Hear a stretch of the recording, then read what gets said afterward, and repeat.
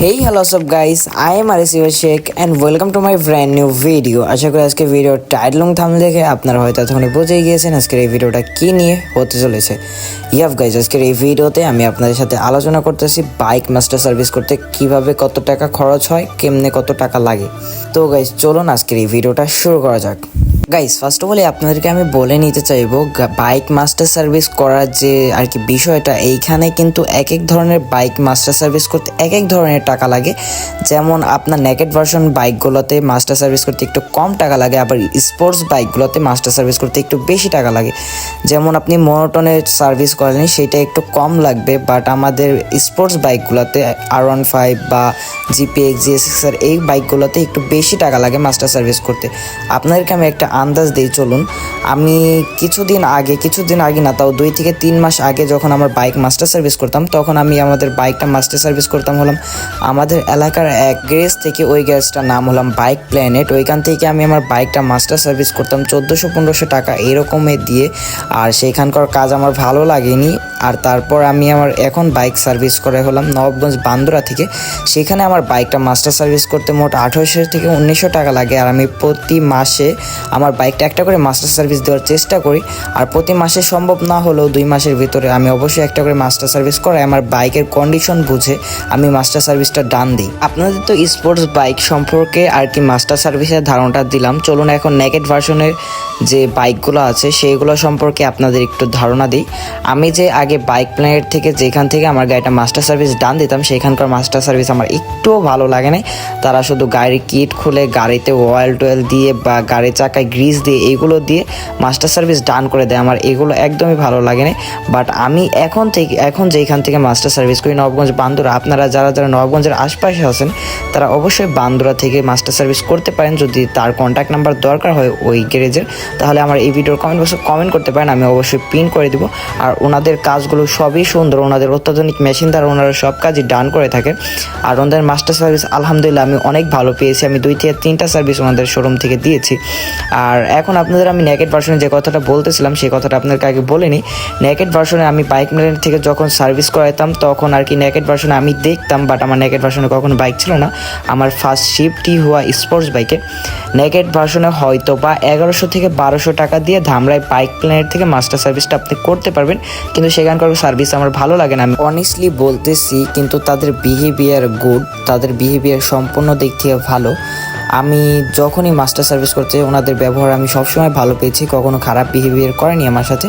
কিন্তু ওনাদের মাস্টার সার্ভিসগুলো একটু আমার কাছে আর কি খারাপ মনে হয়েছে, কারণ ওনাদের কাছে অত্যাধুনিক কোনো মেশিন নাই।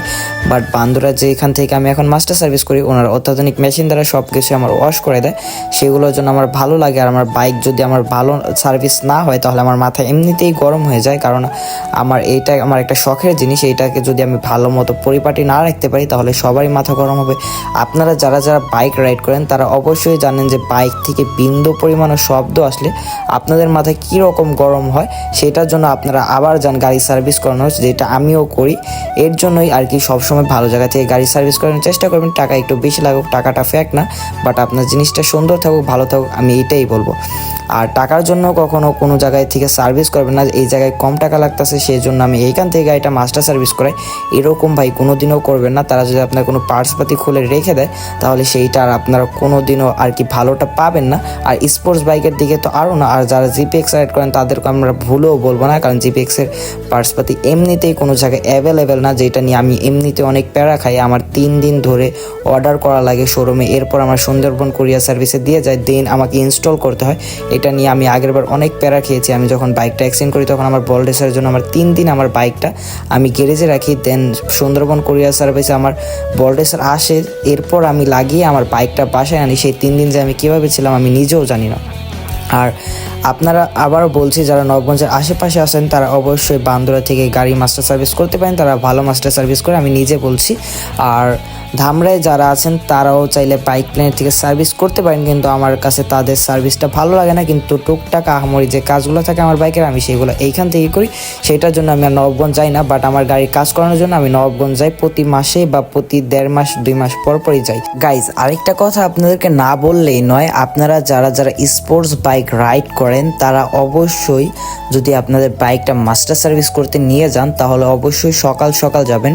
গ্যারেজটার প্রত্যেকটা গ্যারেজ বা প্রত্যেকটা দোকানপাটি আমাদের বাংলাদেশে 10টার সময় খোলে, আর গ্যারেজটাও 10টার দিকে খুলবে।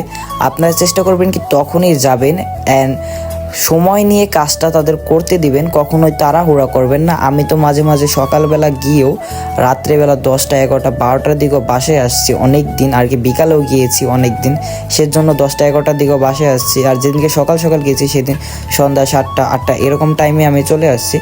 আর নেকেড ভার্সনের বাইকগুলো যেগুলো সেগুলোতে মাস্টার সার্ভিস করতে 4 থেকে 5 ঘন্টা টাইম লাগে, সেগুলোতে বেশি সময় লাগে না। আর আপনারা যারা স্পোর্টস বাইক নিয়ে মাস্টার সার্ভিস করতে যাবেন তারা সব কিছু আগে থেকে প্রস্তুতি নিয়ে যাবেন, কারণ আপনাদের একদিন সেখানেই থাকতে হবে। আশা করি গাইজ আজকের এই ভিডিওতে আপনাদেরকে মাস্টার সার্ভিস সম্পর্কে সব কিছু বোঝাতে পেরেছি। আর যদি না বোঝাতে পারি তাহলে এই ভিডিওর কমেন্ট বক্স খোলা আছে, এই ভিডিওতে কমেন্ট করতে পারেন। আর যারা এখনও আমার ইউটিউব চ্যানেল সাবস্ক্রাইব করেনি সাবস্ক্রাইব করে দিন, আর পাশে থাকা বেল আইকনটা প্রেস করে দিন। আর অবশ্যই এই ভিডিওটা ভালো লাগলে একটা লাইক করে দিবেন। আর আশা করি পরবর্তী ভিডিওর জন্য অপেক্ষা করবেন, সে পর্যন্ত আমার সাথে থাকবেন। আল্লাহ হাফেজ গাইজ, সি ইউ সুন।